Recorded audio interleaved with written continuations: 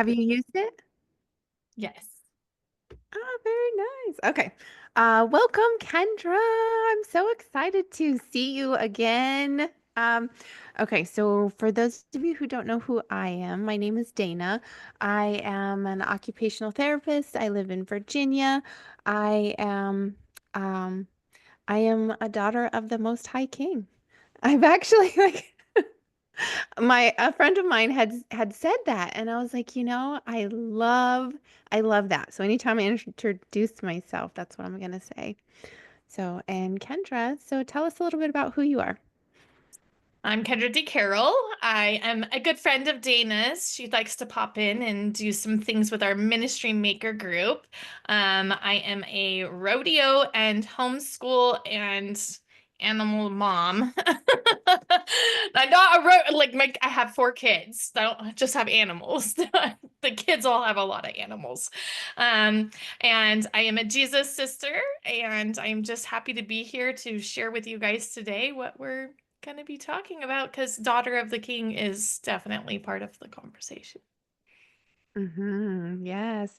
So last month in February, our theme was confidence and building confidence and how as a midlife woman, do we maintain confidence? Because we go through so many transitions at this time in our life, whether it's like the empty nesters, when our children are just growing and they don't need us as much, and we just embed our identity in all of these things that we do.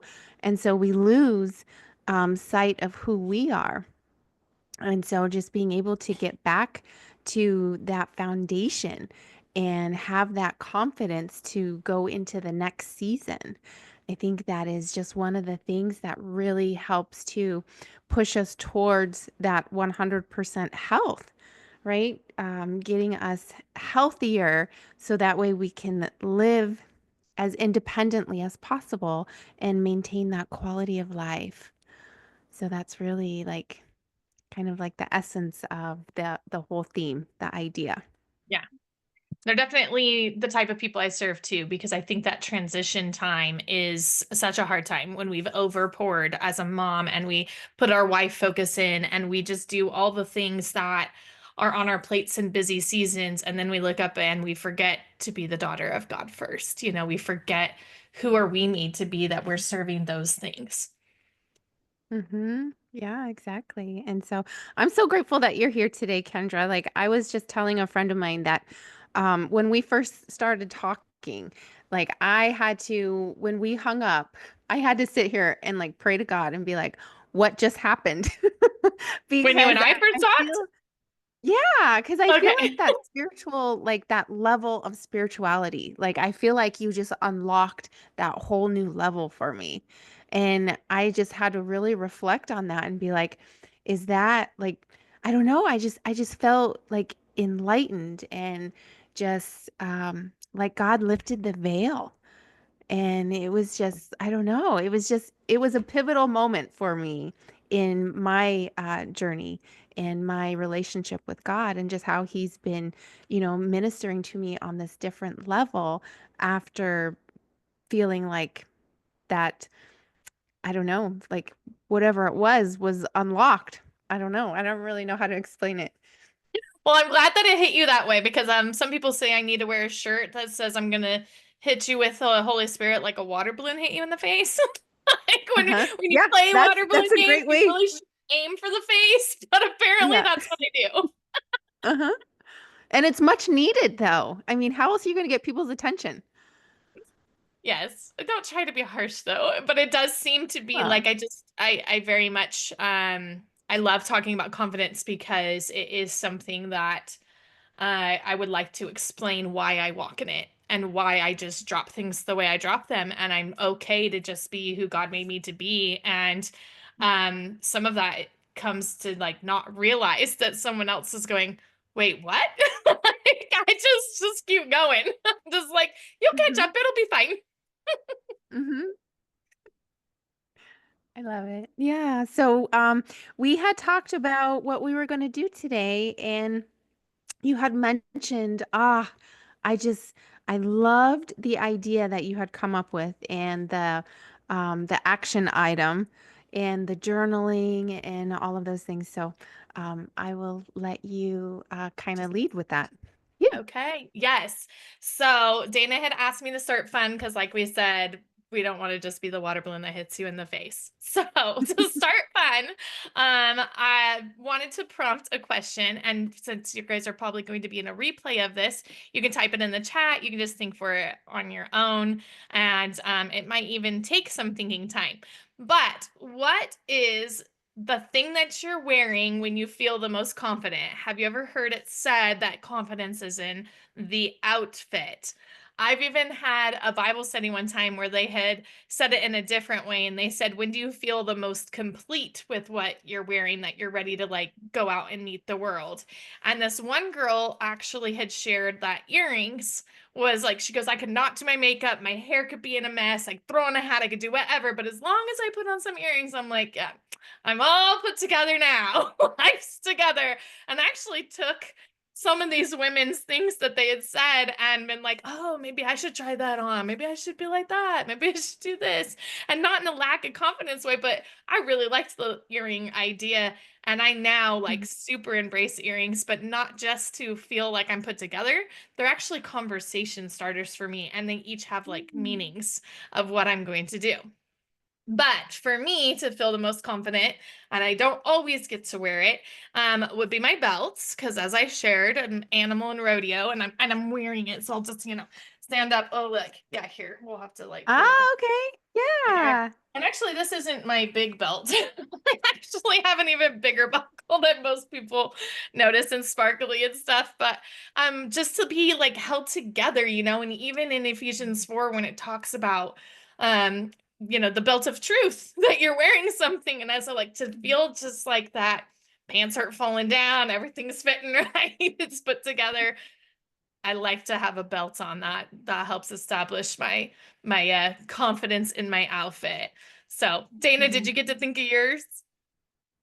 I did, yeah. And um I like to be comfortable. And so like comfort for me is like socks, like the thick woolly socks.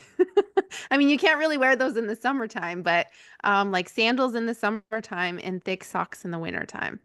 Like that for me, like I feel so comfortable. Like I could just in an instant, like I could just take off running. I can just feel like I just feel like chill. You And I feel like like you. that feeling. Yes, you Yeah, should. yeah, yeah. And So, where are you when you're the most confident? mm, yeah, that is a good question. Where am I when I am the most confident? I think, um, ooh, that's a good one. Hmm. I want to say my couch. Like my couch keeps popping up in my mind. I Okay, we'll don't go know with why. that. Are you speaking from your couch right now so that you're in your little confident zone? Yeah, no, I'm at my desk. No. But yeah, I'll have to pay attention when I go Yeah. about my day. I'll have to pay attention. I feel more confident actually outside of my house. Like, not that I'm not Mm, unconfident in my house, but like I don't you're thinking of all the to-dos. You're not like going out just, okay, I'm ready to be me and take on the world in some way. So I like being with people better than being alone. And in my hometown, I always have mm, way more confidence than if I'm somewhere else because I'm like down that I'm gonna meet somebody and then I'm gonna say hi, And so that just puts on that extra little happy, ready to go out confidence. yeah, that makes sense. I guess now that I think about it like that, like I feel confident when I'm working with people. Yeah. Like when I am doing like a teach back or yeah, with my the clients that I work with, the elderly, the senior citizen population. I don't know. I love that. I love it. That's where my heart is at. Right. And your passion leads with confidence, right? And Mhm. helps stir the heart to remain in what you're called to do. So, Mhm. all right, I'm going to get right in with that. So, I am the author of Step Into Your Calling, and I wanted to pull some things from my book. to share in this confidence. And actually, from chapter one is called Grace and Opportunity. And in it, the parts of confidence are that we have grace to go try the things that God asks us to do. We have grace for every day. Like, too many times do we put ourselves on a perspective that we think that we have to be perfect, or like this is our one moment that God's going to be judging us and we got to get this right, or we're just judging ourselves, and just perfection is still something that can get in the way of our performance of what we're doing. But really, every day is just practice. And if we understood the amount of grace that God has over us and the grace that we walk in, then we can walk more confidently in absolutely everything that we do or try. And so one of the things I really deep dive in about that is where do you find your confidence in the way that you try to build it? Because everybody has their own unique way, because God has made us all different.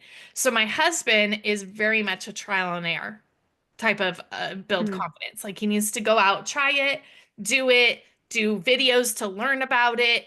He needs to like gain as much knowledge as he can about it, and then go out and like actually participate, but he's way more willing to fail in action than I am. Like, I'm like I need people, not because I need to be perfect, but because I really want to love on people and have a different focus, that if I'm feeling like I don't have it together, then that's not going to go well for me. So I spend my confidence building by dreaming things up with God and journaling about it and staying in that secret place. And then once I can really, really visualize how it's all going to happen, I get some really close friends that I know can be really honest with me. And then I practice on that.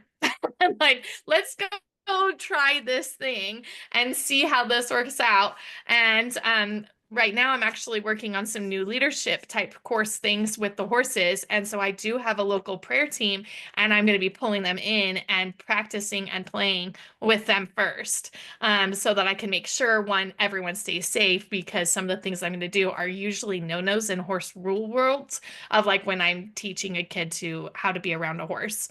I tell them, like, be careful. Like, you're not allowed to be on two sides of a horse because they feel cornered and you can make a problem. But for this exercise, because it's a leadership thing and because our horses are actually good, um, I want to break that rule and see what it's like to make people have to like add a horse that doesn't even speak into this challenge.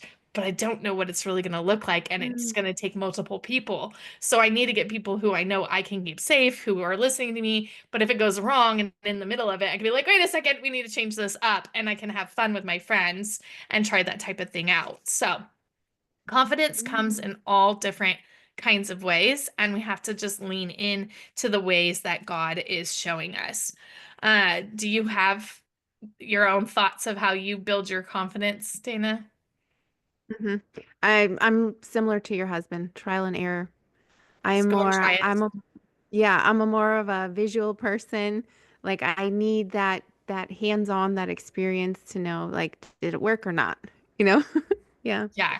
Yeah, I build up as that's like the last resort. I mean, obviously, I think we all still need to have room for trial and error, but how we get to Hmm. that point, like, he's definitely, I don't know if it's also a way that you get raised and how your parents are to you. And my husband is the youngest. And so his parents were a little more relaxed by the time it comes to him to be the youngest of four. So if he's out there and he pulls apart his entire truck engine and it's a total mess and he doesn't know if it's going to work again, they're kind of like, good luck.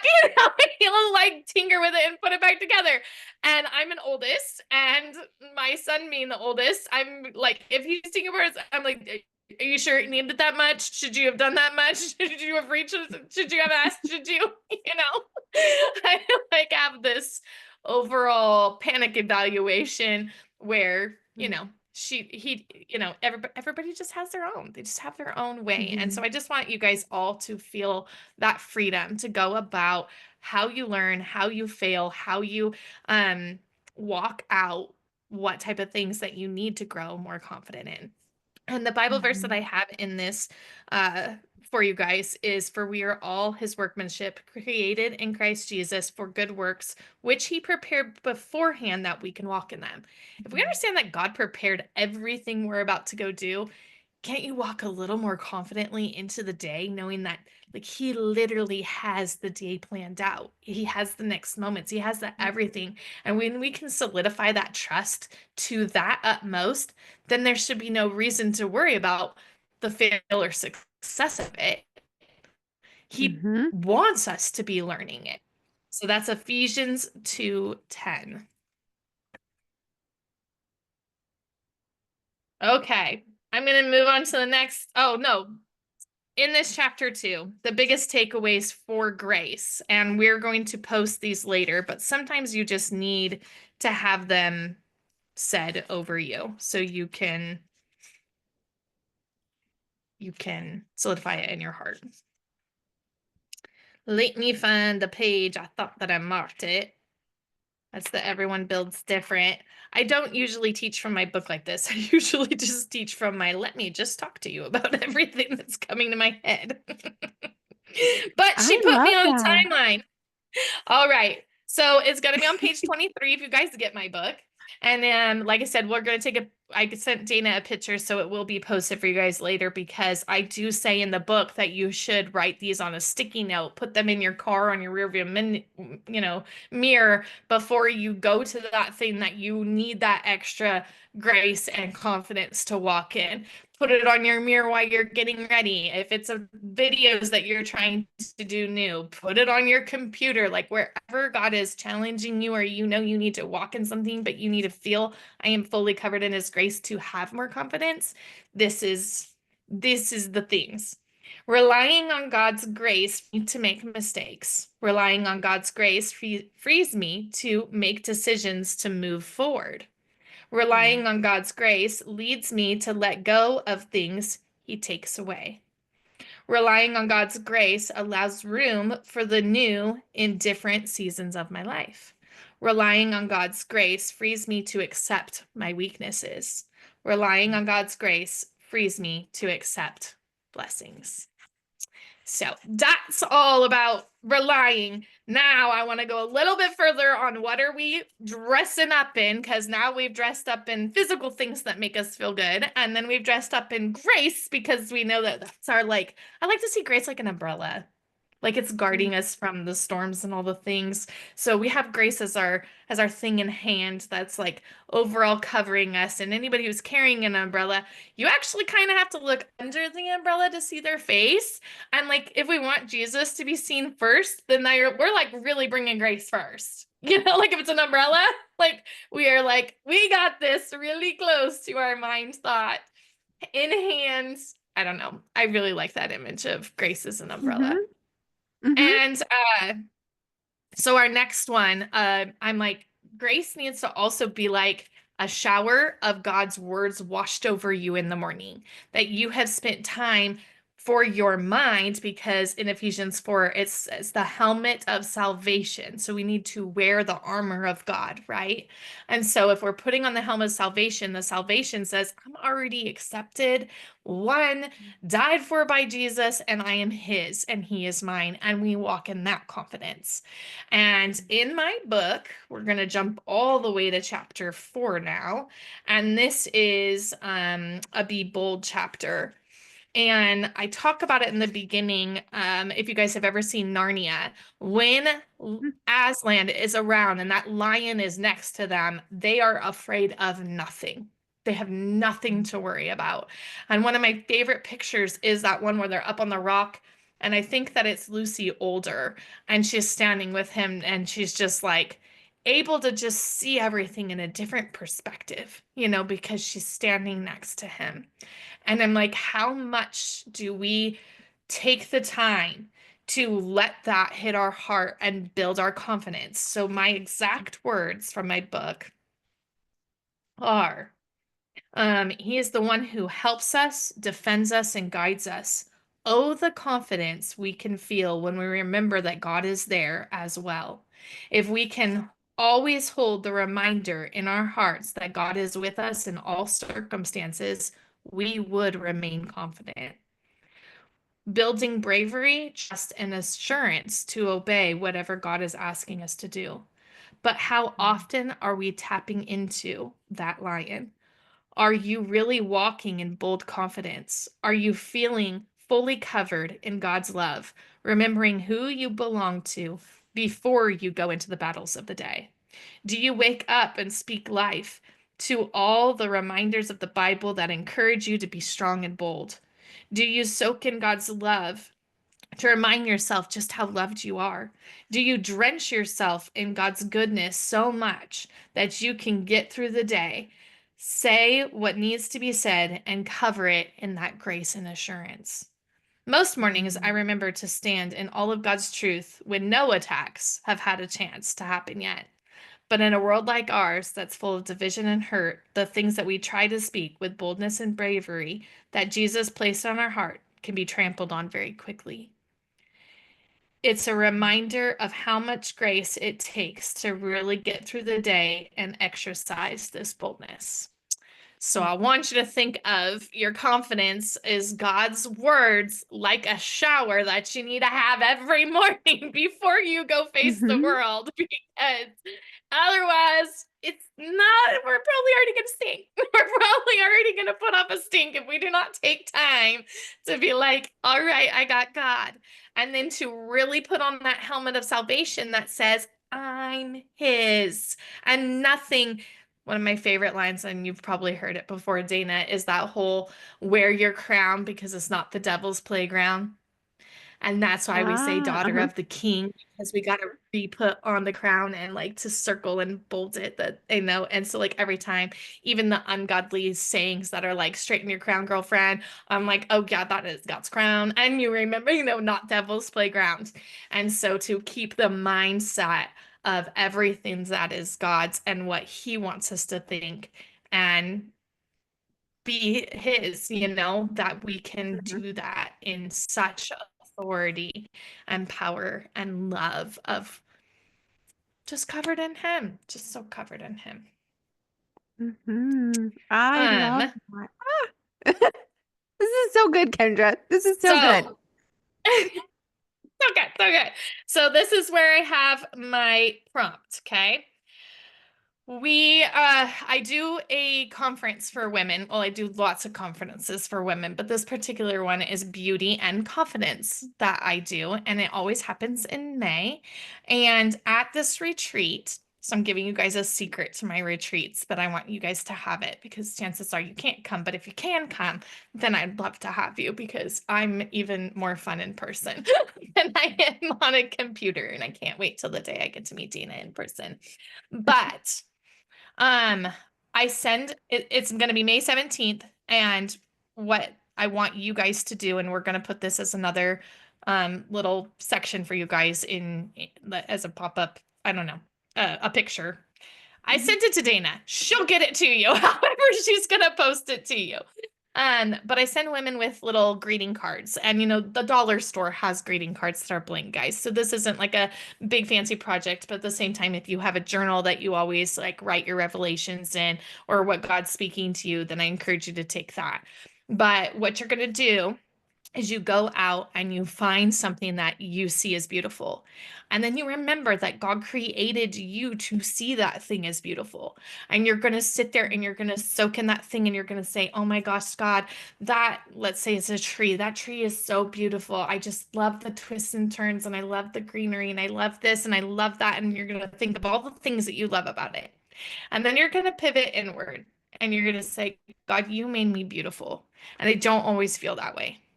But I know that you say, I am perfectly, wonderfully, and beautifully made, and I am worthy.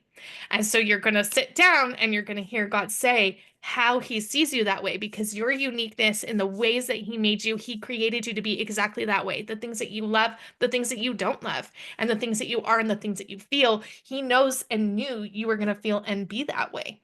And he still uses it for his uniqueness. He still uses it for his giftings that he gave to you to go use for others. So you're going to write all of those things. And then you're going to say, here's where Satan got in the way and said something really bad about that. Maybe it was somebody's negative comment. Maybe it was just a way that he got into your mind that you weren't wearing the crown and he got to play a playground on you. Maybe it is just your own thought that creeped in. Maybe it's a circumstance that happened. But God knows that circumstance. I will tell you that at the last one, some of them had things to do with abuse or maybe parents who did not speak good love over their children. And that had really broke down the acceptance of what their father, God in heaven, had thought of them. And as they wrote those things, God was speaking back over it, saying, like, I know, and that was not my purpose for you. That was not my plan for you, and that was not for you to accept. And you have to start learning how to take that shield and go, is this word an actual correction or help to make me who you made me? Or is this word not for me? For anyone who speaks over you, and even doctors, like if it's a sickness, Lord, if you did not assign that to me, that is not mine. That is not mine to take. And if you did, I can still walk in beauty and grace in that because of who you are, because what you've done for me, and because I trust you. So no matter what it is that's breaking you down right now, he can redeem that, rebuild that, and re-say something over it. So I want you to sit in that and really take that in. And then the last thing that I want you to do is say, so if I'm your daughter, how do you speak to me? And then write Mhm. how he says, you are my daughter because I see you this way, Yeah. and whatever that looks like.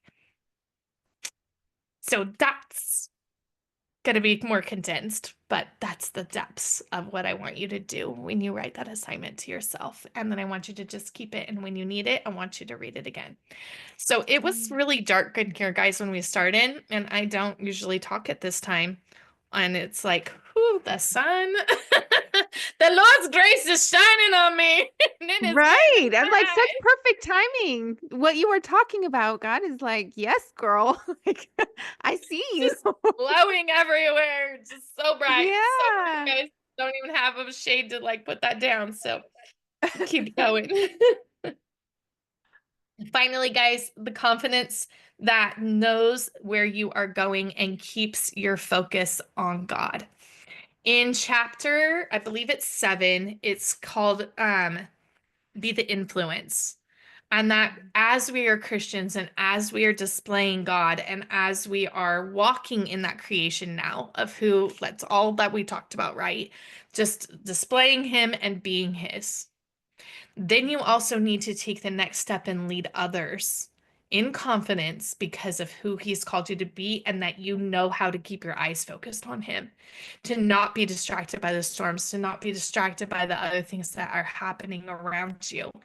I have this really beautiful story at the end of this chapter. So, the way that my book works is it's kind of like a devotion in the beginning with Bible verses and really a resettling of your mind, doubts and discouragements and fears that come in to keep you from your calling, that the enemy tries to be like, yeah, maybe God didn't say that, or maybe you shouldn't do that, or maybe it's not going to work out, or maybe all those things. It's like, yeah, those are normal real life thoughts. But what did God really say? And what does he say in his word? And what does he want about that? And so that's how all the chapters start. And then I have these reflective questions of like, how can you actually put action and implement these into the things that you're doing every day? So a lot of people think this is an entrepreneurial book, and it's not. It has entrepreneurial stories because I wanted it to be like, how do you let God be your boss when you are only caring about you? Because if you have a job that you have a boss over you, then you are kind of you fall out of line of the way of all the things that God wants. It's just another thing that's like, you have your spouse and you have your kids and you have your boss and you have is all those noises. So how do I get to just God listening and then know I'm only doing that? So I gave some perspectives of how do you do that by using other people's stories. And some of them are entrepreneurship and some of them are just bold godly stories and how God worked them out. So I had ran a horse program and this is the backside story. So there's the reflection questions and then there's a backside story. And the backside story in this one has to do with when I had my horse program and I teach leadership and I give a leadership reward at the end. And I teach leadership, confidence, and communication, which is why I love talking about confidence. And it's really fun to work with a horse with confidence because we can pull out whole new activities and see things on your face and talk to you about your fears and lots of things. But for the leadership awards, I usually try to pick some of the older kids that I've already put in like heavy, hard prompts to try to be the leaders that they need to be and really grow into the things that they need to grow. And this particular one, all of the leaders, I believe, that were not serving as main leaders, but being a part of camp, were around the fifth grade. And I was sharing with Dana that I also have this course that's called, what is my course called, Dana? Breaking comparison traps. And where some of those bad negative thoughts that we were just talking about, a lot of them start in the fifth grade. And let me tell you what, working with fifth grade girls is like, get it together. Stop being mean. They really have this like take or need, or just like there's just this inner struggle that's really happening in that age group for some reason. And I was telling her, Dana, that there are after working with so many women, it was very interesting that if I said when was this first like real hurtful negative thing said, it was fifth grade. It was the fifth grade that these things have been happening. So anyways, these girls did not step it up. I mean, I gave chance and chance. And on the last day, I thought I had this girl that was going to win. And she basically pushed all the little kids aside and was like, I will go first to brush this horse so that I could be the example and show you how this is, because that's what a good leader does. Which I did say, lead by example.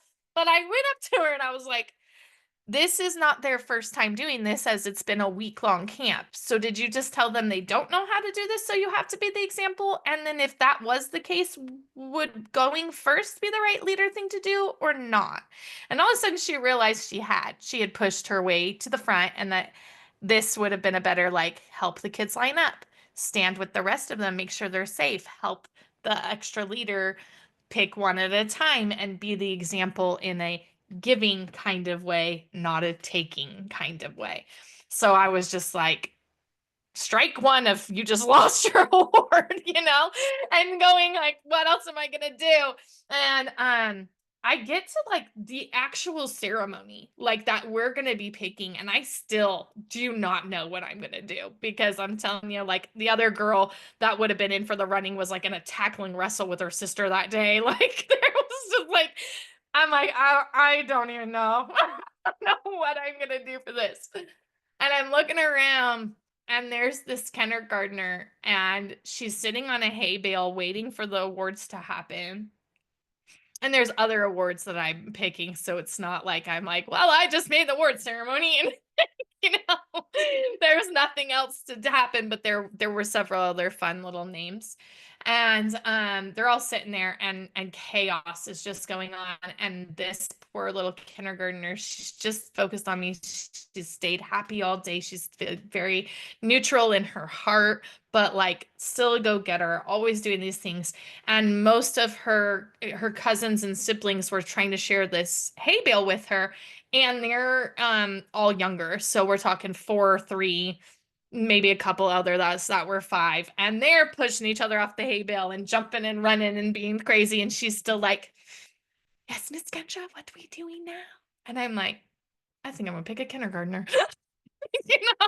And so I grab my teens and I'm like, hey guys, like was she good all week? Did she do all the things? I'm gonna pick her for being actually quiet, which is not usually the word I pick for this, but like, look at her. And so I grab all the fifth graders that were supposed to be like the next in line, and I go, look at that girl, tell me what you see. And they're like, she's quiet, she's still, they're talking about the chaos that's going on, and she's absolutely focused. And I was like, do you think that's a good leadership quality? And they're like, yeah. And I'm like, yeah, me too. Like, I'm not picking any of you. And so I tell her, I say, so I have that pulled up right here. Oh no, I don't have it pulled up right there. Hold on. That was where I was going to go first. I wasn't even going to read this to you guys, but this line makes me cry when I read it. And when I read it in its fullness, when I sit here and reread this book.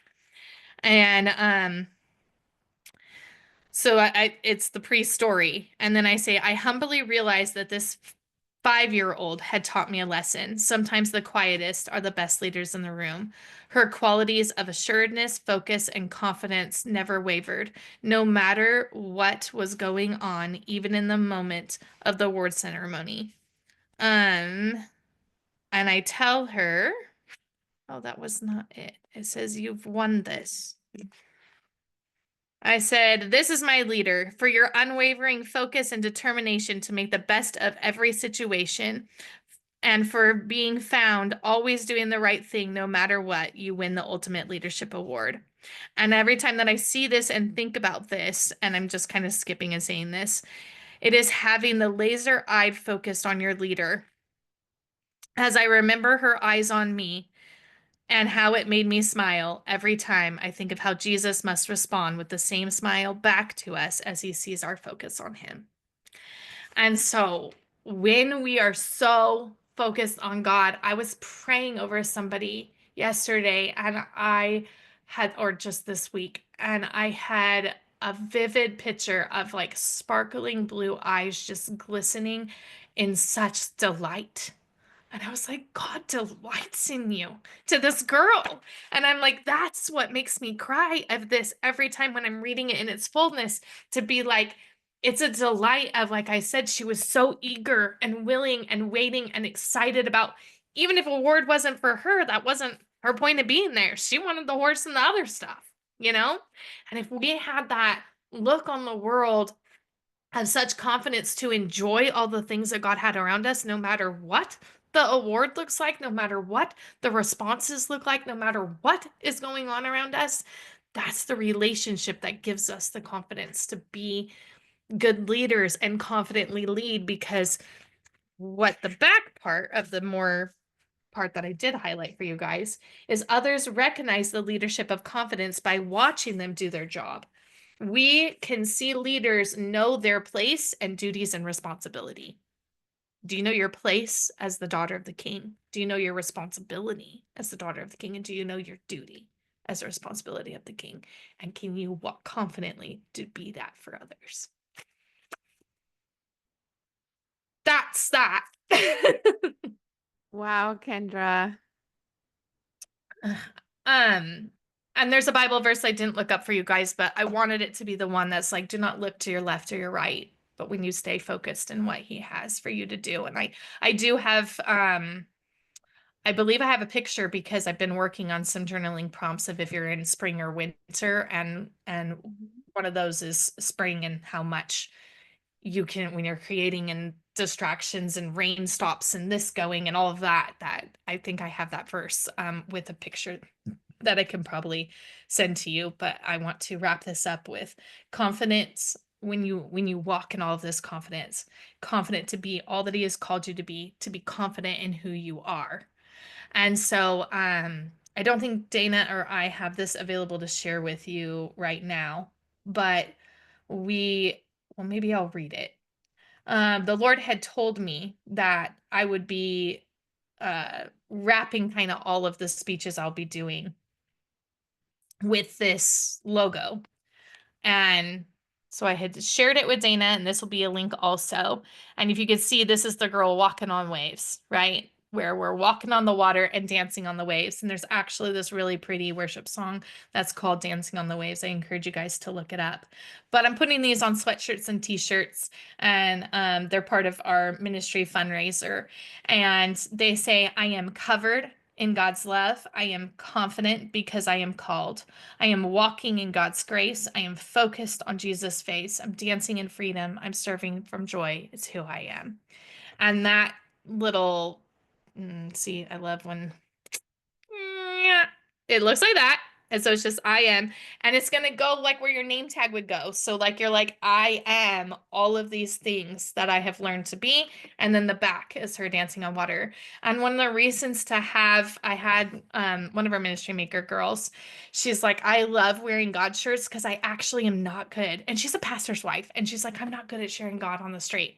Like, unless I'm like on mission and I'm like doing, because they do have a street ministry where they give out food, so I don't want to like claim that against her, and I didn't say her name, but I still am gonna give her the benefit of the doubt that they really do street ministry. But when she doesn't come with this perspective of I'm gonna walk outside every day and drop Jesus somewhere and remember to keep that first, she wears clothes and things that are going to make a conversation. And as I was telling you guys, that's what I do with my earrings now. But she loves to have a shirt so that people go, what is that? Why is that, right? A lot of times people still think that God is a God of rules and not a God of love. And if we're not walking forward, showing that and being that and walking in that free, beautiful confidence, I mean, the girl that we chose to be walking on the waves, it looks like a dancer's uniform, like she's going to go dance for ballet, which is actually another story in the book. My daughter had gotten taken away from the center role and put, no, she got moved from center to the left front. And she had thought that she was doing like that the dance teacher didn't like her anymore. And she was really upset because she worked really, really hard at it. And he said, Cadence, when people see you dancing, back when she was younger, I was like, they look at you and they don't think she doesn't know it. Or even if you've messed something up, they're like, wow, she dances with her heart. And then we can say, but she dances that way because of her love for Jesus, because she doesn't care who else she's dancing for. God made her a dancer, and she is living that up to the fullest. And you can see it on her when she's doing her thing. And then it turned out that the teacher had moved her to the left because you read left to right. So left stage, you know. And so they were like, actually, you're seen first. And it wasn't that you were center and not doing it well. This is the way we wanted that your moves look a little bit bigger. So as it comes and then folds over, this is the way it's seen. So what is happening or what circumstances make us lose the confidence or feel judged by someone else might have a totally different perspective in what God is doing. And so when we come with that type of confidence, that type of love, that type of assurance, people will meet a different God, a real God for real things that are not just what people portray and think that it's about.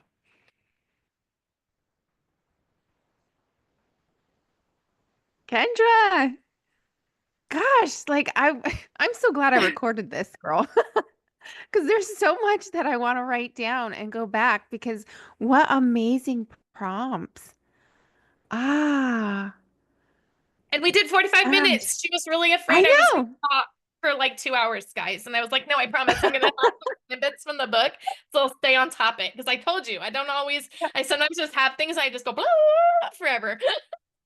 Yeah, but it's like it's just I don't know, like Kendra just listening to you and having these revelations of just these perspectives that you give and it's a total mind shift and you're just like wow, like and that's why it's in a journal because you need to reflect on it. You need to spend time in it. Yeah, that's amazing. Oh gosh, I need your book. I'm so glad I ordered your book.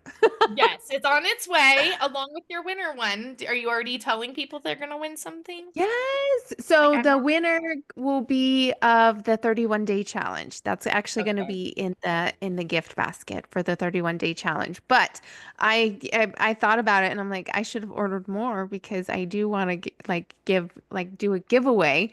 But they can go to your website, the Ministry Makers website, and order the book on there.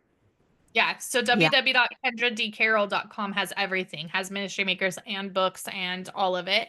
And that also will Mhm. take you to the shop to get the shirt because again, if you Mhm. guys really want to feel like I want every white sweatshirt that you just like how you said cozy Mhm. clothes, like, oh the Lord of comfort, just bottle me up right now, right? Yes, yes, exactly. Ah, perfect, Kendra. Okay, so I'm gonna stop it right here. So I really appreciate you. I like Actually, to keep it nice and let's let's pray over him pray. real fast. Yeah, let's Okay, pray over him and then let's stop okay, it. Dear Lord, sounds for good. everyone Okay. that just heard this today, I just pray that you give them a fresh washing. I just pray that just like a fresh oil just dripping over their head, that you oil us back, Lord, and you just give that fragrance of a smell, almost that we are yours, that difference that we can walk in the room and love on people and them see you, Lord, our desire of our hearts to just keep you first, not just for ourselves, but for others. And Lord, those who need to just pull you in close for themselves, I just pray that you just press into their heart. You remind them what being their daughter is all about to you, God.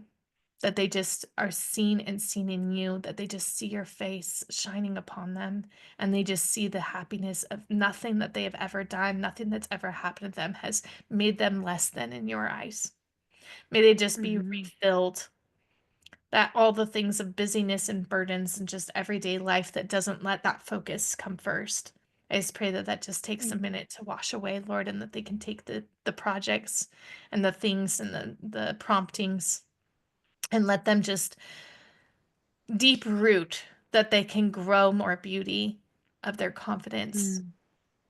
out of the things that you've already created them to be. They don't have to be anything different, Lord, than what they are. And you are using every Amen. single bit of it. And I thank you for just every single woman that gets to hear. And I pray for the watering words to just soak deep, that her roots grow a little bit further, that new growth of beauty and life shine Mhm. out.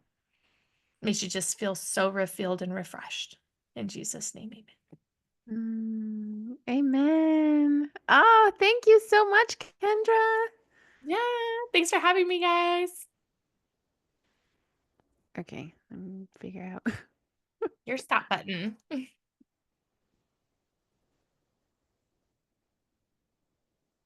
Oh, what did I do? I don't know where the stop button is. I really hope I It still says pressed. recording, so you're still good.